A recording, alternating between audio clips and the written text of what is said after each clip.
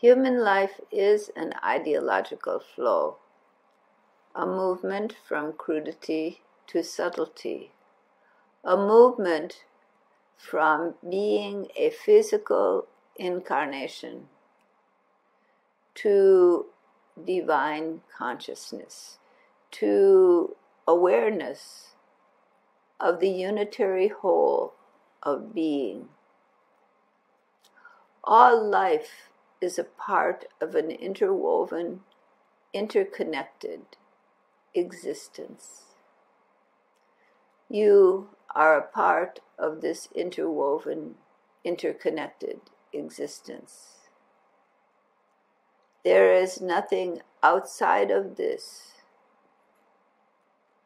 This is, in essence, the truth of being. Whether quiescent, established in the peace of eternal being, or aware and conscious in the multiplicity of created form. The infinite is one.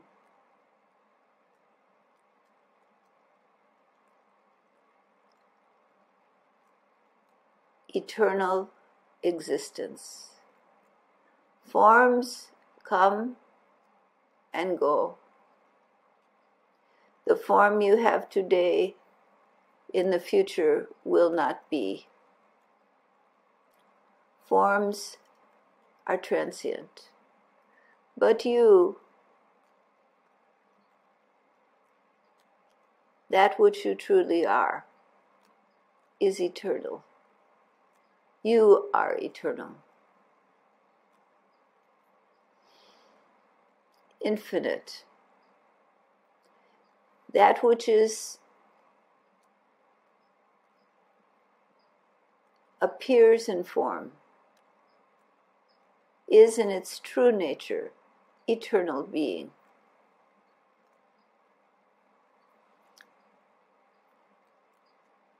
In the play of creation, eternal being appears to be any number of forms, and the drama of creation, preservation, and dissolution goes on endlessly in the created universe. What is today will not be tomorrow in the form it takes today. But what is today will always be. For the eternal nature of the infinite is unchanging. Though you appear to be form,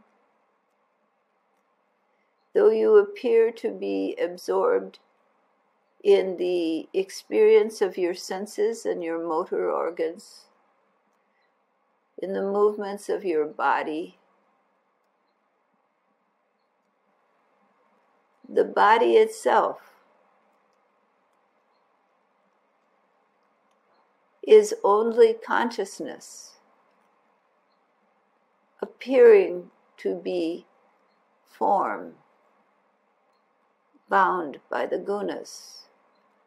The mind you have, that which you call yourself, that which expresses in the world, is eternal being, appearing to be limited and finite. The world that you know through your senses is eternal being, appearing to be limited and finite in forms bound in time and space.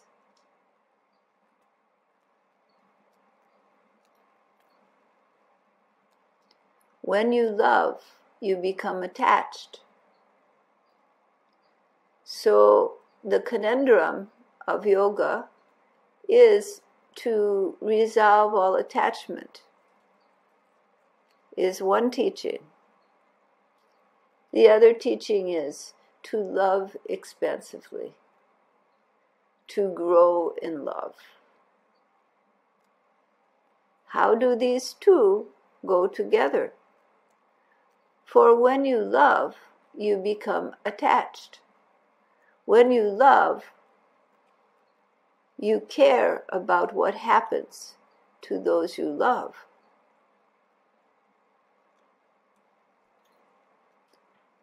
And your heart is held with them. When they are not with you, you miss them. So how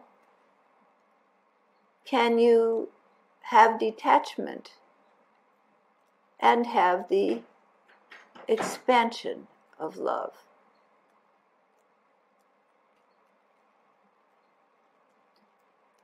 This has been a fundamental challenge in philosophical teachings of yoga, and many have been misled on this point. For to love truly is to open your heart fully, expansively.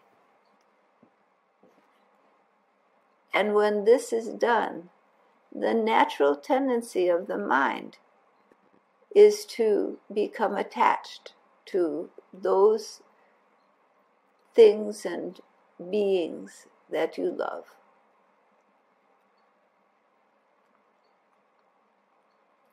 The only way that you can form this deep passion of love and yet find detachment is when you recognize the nature of all that you love. When you recognize that everyone you love, everything you love, is the embodiment, is the very form of the infinite, and you are drawn in love to want that connection and that closeness, because all that you love is the one eternal being. All that you love is the infinite appearing in the multiple forms of creation. And those that resonate most closely, you feel that divine presence in. And feeling that, you want to be closer and closer. And looking in the eyes of someone you love, this isolation of I dissolves, and you feel that unity. How can you not be drawn to love strongly and to become attached?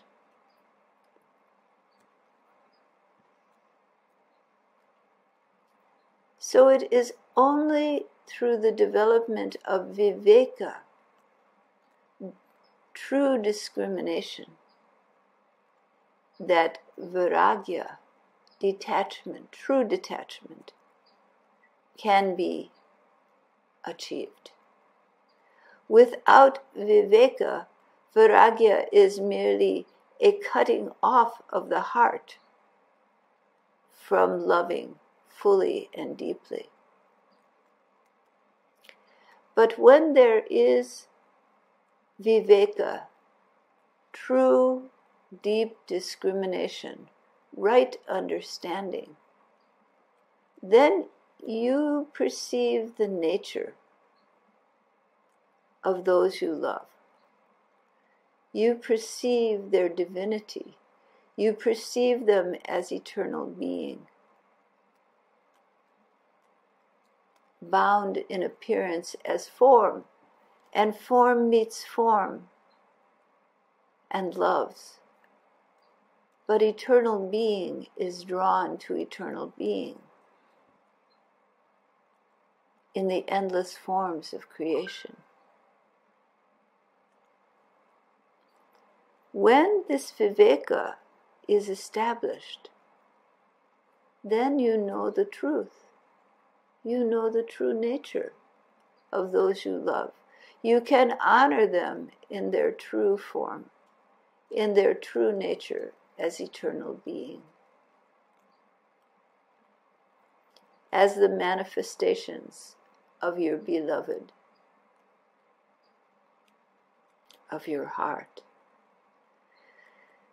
Then your attachment comes to their nature, their eternal nature. The attachment becomes to the love which all those you love are the embodiment of. The love that you can recognize because they embody it for you and you see it clearly in them. Then your attachment becomes to the infinite, to the divine, to Parama Purusha. And with that attachment, the practice of viveka evolves to the practice of vairagya. For the knowledge, the deep knowledge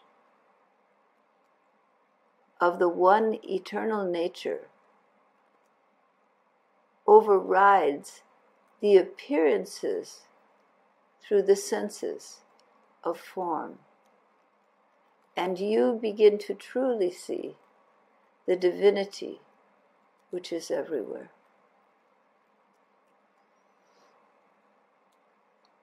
So rather than trying to deny love, I would recommend to know love. To love with all your heart, with all your soul, with all your being.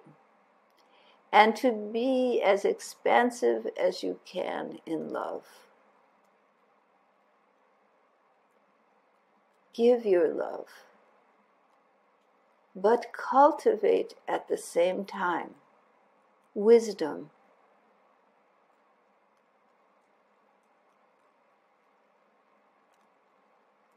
knowledge that you are truly essential being. You are divine, you are love. Not only are you giving love, but you are love.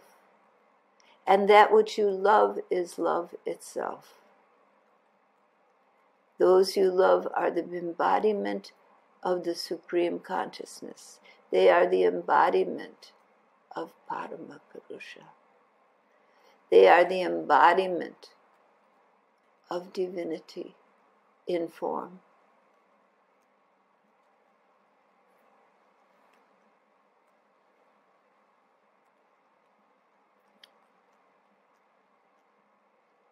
So that love becomes so strong and the mind so clear in right understanding in the depths of love.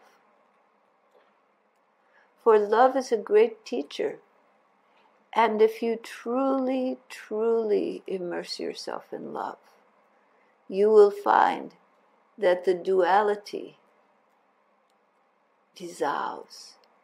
Lover and beloved become one. Love itself is your nature, as well as the nature of all that is. When you love absolutely, fully, without reserve, the heart and the knowledge from the heart consumes the illusions of the mind.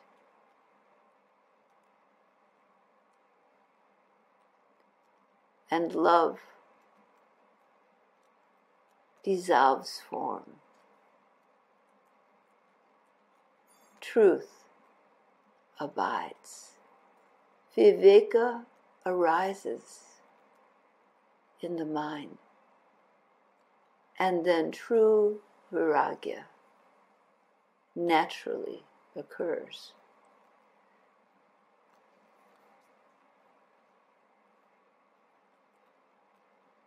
So the path of artificial detachment may be helpful in a temporary way to some people, but in the end, they must learn to love. All must learn to love, for the heart is, in the end, the true cavern of wisdom, truth, and knowledge.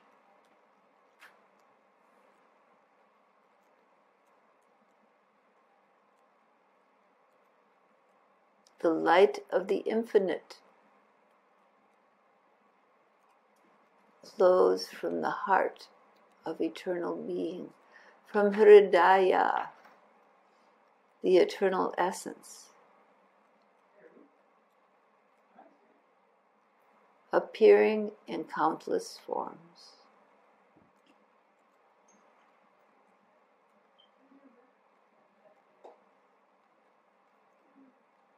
This love is your home. In the core of the love is the Sadguru, the eternal essence of being, infinite love.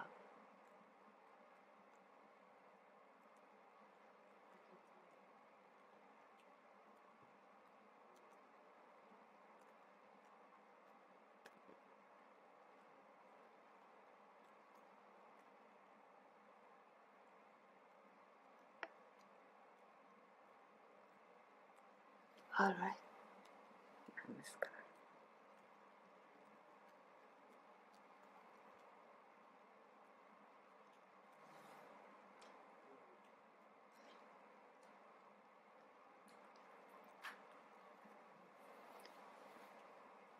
Sangvatatum, sangvatatum, sangho manasiddhanatam, deva bhagam yatha purve samjnana upasate samahane vayakuti samana hridaya nivaha samanamastu omano yatha susaha sati.